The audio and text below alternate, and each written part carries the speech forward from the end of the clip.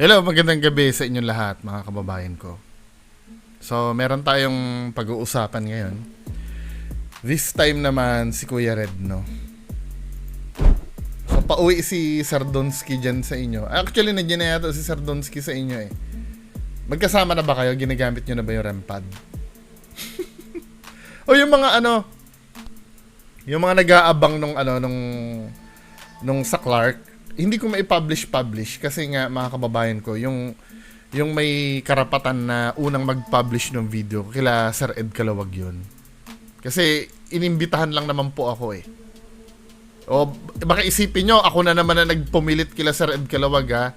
Inimbitahan po kasi ako ni Sir Ed Calawag kasi naniniwala si Sir Ed Calawag doon sa mga doon sa advocacy ko. 'Di ba? Gusto niya akong tulungan doon sa pinaglalaban natin dahil rampant na nga yung pamimeke ng video. Pinakita doon yung kung ano yung reality ng ghost hunting. 'Di ba mga men? So ito, dako tayo kay Kuya Red. Hindi ko pa alam kung kailan ma-upload yung sa akin. Akin uploaded na, hindi ko lang ma-publish. Hintayin ko pa sila Sir Ed Calawag. Mag-publish na sa kanila. Kasi inuulit ko, sila yung may rights doon, hindi ako. Baka mademanda pa tayo pag ako yung unang nag-upload. Anyway, mga kababayan ko. Saan na nga tayo kay Kuya Red tayo, no? Tingnan natin itong mga videos ni Kuya Red. Itong, di ba, obvious naman ito eh. Katulad na itong kaluluwang bilanggo. Tingnan natin yung preview. Biruin mo, ito yung kadalasang nararanasan nila Donsky, pero bilib na bilib siya kila Shaman Tope. Ayan o, men. Di ba, yung mga ganyan na multo. Kailangan ba, nandyan ba kayo para malaman mong peke yung video na yan? Ganyan ka, Pwede ba ako mag-spoiler dun sa ko? Pwede ba ako mag-spoiler dun sa video ko? Wag na lang Hindi, pipigilan ko na lang yung salita ko. Pero, ngayon ko lang na-realize, parang medyo may bahid ng katotohanan itong ganitong itsura ng multo. Pero, may may explanation yun. Sa ako lang sabihin, hindi ko mapigilan ng Then, pa yung isang multo? Ito. Alam mo yung multo na, yung sa Black Lady nila? Yan tinan mo. Wait. Bro! Nangyari? Ano nangyari sa'yo? Ano nangyari na Gilas? Parang kinulang. Nakita niyo yan. Si Mambing the Creepy nandun Okay ka lang? Wala ka? Wala bro. Narinig niyo? Nag-collapse ka lang? Di ba yung mga ganyan, naniniwala kayo dyan, men? Nasaan naman yung platong, hindi naman plato, Oh my goodness. Yung ganyan, Wala lang yan.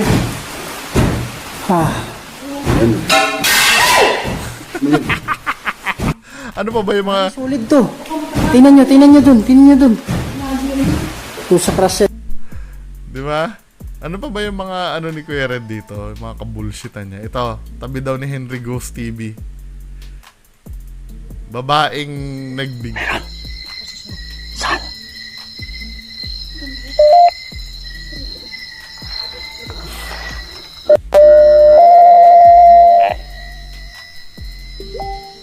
Na diba yun? Next, tayo, ano ba yung observations natin sa channel ni Kuya Red? Yung mga recent videos niya, katulad nito, napapansin ko, English naman eh. Malupitan na si Kuya Red ngayon English na yung mga videos niya. So I think I saw something here. Pero impressive fluent mag-English si Kuya Red. Hindi ako hindi ako ano dyan, hindi ako sanay sa ganyan, yung mag-i-English ng dire-diretso. Pwede siguro sa writing, pero yung ganyan, Kuya Red Ghost Adventures. And right now we are here at the cemetery here in the Philippines, Cemetery, Philippines, Mindanao. On this part of the cemetery, a lot of people are coming here to visit their loved ones, and it happened that they saw a black figure walking on this alley right here. And also I spoke to a person, and one time he walked here, and hindi wala namang mali sa ginagawa ko rin. Nakakatuwa lang, no? he said that you can feel the heaviness or the grief. He even don't know why he feel that thing. So just bear with me on my English because I'm not that good at it. But I Cringy, no? know that Hindi, very good ka, Kuya Red. Ako hindi ko kaya yan, eh. along the way Yung we'll get mag-i-English used na to ganyan. it. Okay? So right now we'll be using our equipment like the SLS camera. Ako, curious ako. Para maging entertaining, isama mo si Zards. Mag-i-Englishan kayo nila, Zards. Uy, magandang content yon. Di ba? Mag-i-Englishan kayo nila, Zards, nila Reborn. And also we are going to use some equipment that can detect if there are ghosts or spirit here. And our mission is to talk to them, to connect with them, and maybe there are trapped spirits in here where we can help them to cross over, because a lot of earthbound spirits, according to the study or according to research, 80% of Saan mo nakukuha yung data na yan? earthbound spirits are still here in the cemetery. So that's the reason Saan mo nakukuha yung, yung data na yan? 80% ng earthbound spirits ay sa cemetery. well, we're here. Contradicting yun sa sa studies na na sinabi ni Sir Ed Caluwag. May source ako, ha. Kasi nga yan ay tambakan lang ng katawan ng tao. You need mo kasi ng history muna sa isang lugar bago mo masabi na minumulto ang isang lugar. 'Di ba? Just imagine halimbawa si Juan namatay, nilibing diyan. Bakit magmumulto si Juan diyan sa sementeryo? Hindi naman siya diyan namatay. Anong magiging business niya diyan sa sementeryo? Pagka maliban na lang kung may may ni-rape diyan, may minasakar diyan sa sementeryo, or may sinalvage diyan sa sementeryo. Pero yung yung sasabihin mo na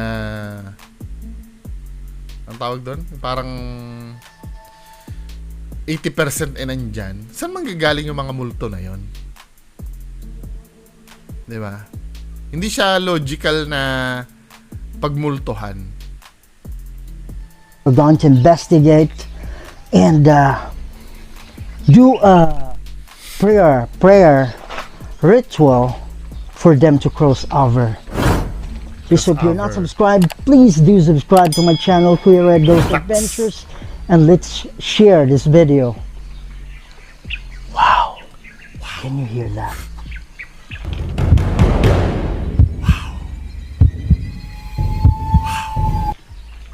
Whoa. What's that? Like something or someone is moving the roof. Okay, so this is the actual place where Pati bubong no? they saw this black figure walking.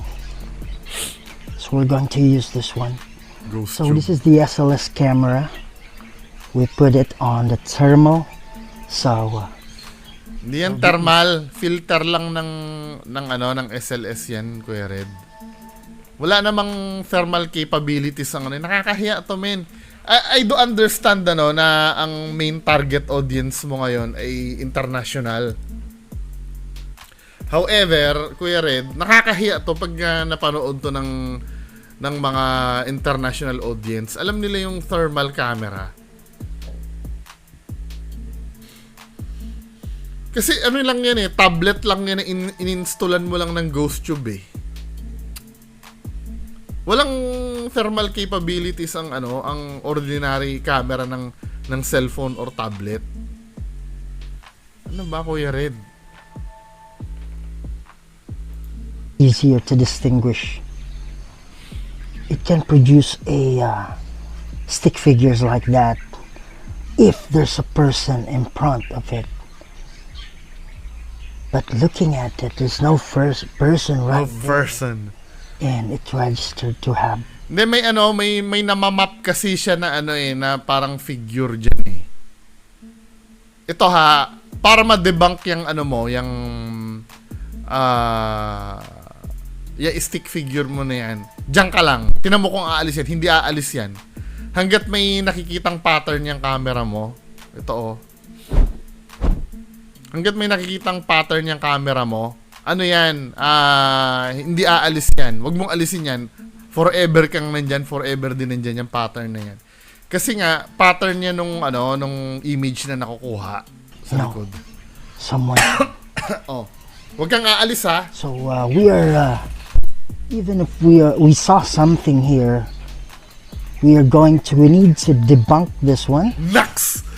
Dinidebunk niya na I've been trying to debunk it, but there's nothing in there. Gumalaw ka na kasi, Kuya Red What is that? Wow, what is this? O yan huwag kang gagalaw. Hindi mo dinidebunk, men That means, wow, it's so cold. Diyan ka lang Here. Huwag kang gumalaw, diyan ka lang, forever na nandyan yung yung stick figures mo. Yeah, I saw one here. Hello, how are you doing today? Diyan ka lang diyan ka lang. Philippines. I'm going to talk first. Wala na, inano ni Kuya Red yung Wow. Here in the Philippines, our primary language is Tagalog or Filipino Tagalog. language, but 80% of Filipino can understand English, and 60 to 70% know how to Sa nakakakuha ng data si Kuya Red ng ganun, yung mga 60 to 70%. Diba? speak English. So when I came thinking about it, why not use English dialect or language on my Dialect blog? ang pucha. So Para makapture may international audience. understand. So that's the reason why I'm using English right now. But if I know that this is spirit, I understand that this is a spirit. Wow. And that this is a spirit. Wow. I didn't even move this, and there's no wind, there's no gust of wind here. Okay. So just bear with me with my English because it's not that good, but we'll get used to it. Pero alam mo alam mo Kuya Red, naiintindihan ko naman na kaya ka naggaganyan kasi gusto mong ilipat yung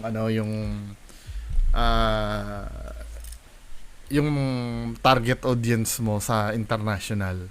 Kaya lang hindi nagiging maganda yung ng channel mo Just imagine, meron kang 368,000 subscribers. Ang nanood lang sa'yo 3.7k. Saka i-English mo na yan, men. Tsaka yung mo, ito hindi. I wish you luck. 'Di ba? Pero hindi kung dito sa Pilipinas nauuto mo yung mga tao. Sa ibang bansa pagtatawanan kanyan men Lalo mo pang bibigyan ng pangit na reputation yung mga ghost hunter na Pilipino diyan sa gagawin mo.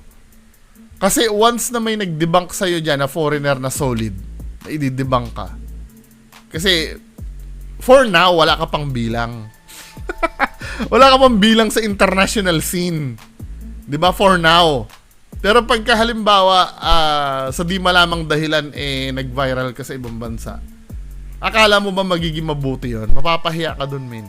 Mas malulupit ang mga basher sa ibang bansa. Dudurugin ka dun. Mapupudpud yung daliri mo, kakabura ng ng mga masasamang comments sa iyo.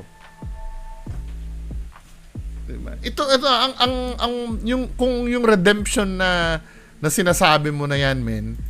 Ang best technique diyan talaga, dalawa ni Sardonsky, umamin kayo para magkaroon kayo ng fresh start. Nasa point of no return na kayo Ipipilit nyo pa ba? Si Sardonsky maaaring makasurvive pa kasi nag-i-start na siya ngayon ituwid yung buhay niya. Pero yung marka na iniwan nyo kasi sa larangan ng ghost hunting, hindi yun Hindi agad-agad mabubura yun, men Di ba? Kaya kailangan anuhin nyo naman.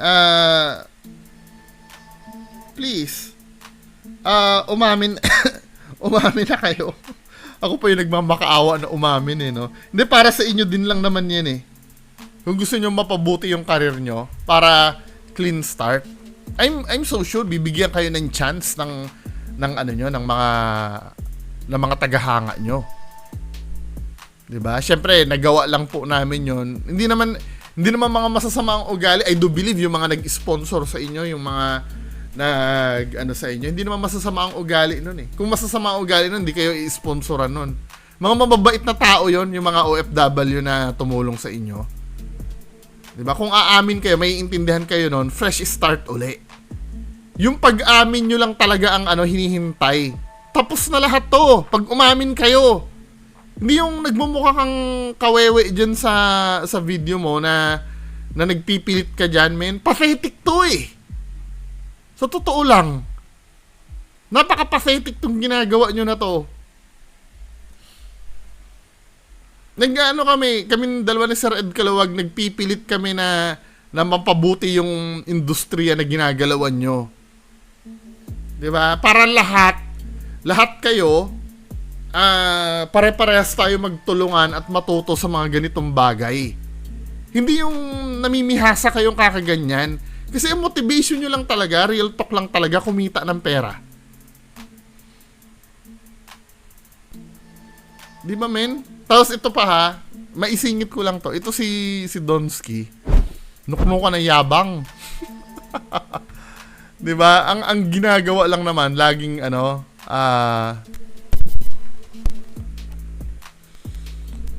laging tawag dito. Dali, tingnan ko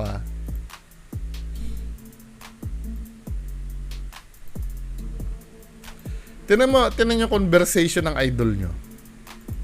Pinasa sa akin to Kasi may supporter na ito naman Sir Donsky naman, black ng black. Hindi mo maaring takasan yung mga kumi-question sa iyo. Actually hindi basher to Maganda naman yung maganda naman yung pakikitungo sa iyo Tama Boss naman, ikaw ang pinakaunang napanood ko na Ghost Hunter. Wag po sana bla bla bla. Sabi niya 1000% legit ako. Kaya nga sa mga TV station tayo favorite kasi sa kalam tayo. Tingnan mo kung gaano kayabang si Donsky, no? Kaya daw favorite daw sa TV station. 'Di ba? Mga idol mo wala di matunog, mga peke kasi 'yon. Sa Manila lang kaya nila mag-explore. Ako buong Pinas. Nalibot ko, ganun ako kasakalam at legit. Boss, scripted na ba sila Boss Dax, MGX, Retzel, Joe's File? Grabe naman, boss. Mga idol mo, di makapaglibot sa Pinas. Nahihiyang humarap sa mga tao. Mga fake kasi. Ako kahit saan, pwede humarap, mapatibi man o mga tao. Pwede daw siya humarap kahit saan. Kahit saan. Eh, ako nga, hindi mo maharap eh. Ano ba? Di ba kung, tinan nyo kung gaano ka-pathetic yung galawan nyo, men. Hindi ba kayo nahihiya sa ganyan? Akala nyo talaga matatakasan nyo yung nakaraan nyo, no? Hindi naman kayo huhulihin eh. Aamin lang naman kayo eh. Madami ng kumanta sa inyo na ganyan ang ginagawa nyo. 4 na ghost hunter na ang nakasama nyo na kinanta na kayo. Hindi kasama kila AlphaGo 01 yun ha. Tropa nyo talaga mismo. Diba? Ayusin nyo naman ang buhay nyo, men. para sa pamilya nyo rin at para sa mga tagahanga nyo rin. Ngayon, kung titigasan nyo ang ulo, bahala kayo, diba? Pabulusok na yung channel nyo eh. Tingnan mo doon sa 4 days video ago ni Kuya Red. Naaabutan ko na ng views niya. Siya nakaka 3,000 na lang. Ako nagti 3,000 na rin ako. Come on. Di ba? Diyos ko, Kuya Red. Sayang yung nasimulan mo. Sayang yung ganda ng equipment mo, oh. Flagship tablet pa naman yung dala mo. Tapos naka DJI ano ka pa, yung pocket, DJI pocket, ano ba yan, camera. Tapos gaganda pa ng DSLR mo na ginagamit dyan sa videos mo. Tapos pipilit nyo pa rin, men. Nakakahiya, no? Kasi dito wala nang patutunguhan to eh. So can you manifest yourself? Kasi nagre-rely ka na lang sa reading ng fake app mo. Bihira. Diba? Masakit ang ulo ko sa mga ganito. Oh, na maligaya na yung mga nagre-request dito sa videos ni Kuya Red. Yan lang po. Maraming salamat. Bye-bye.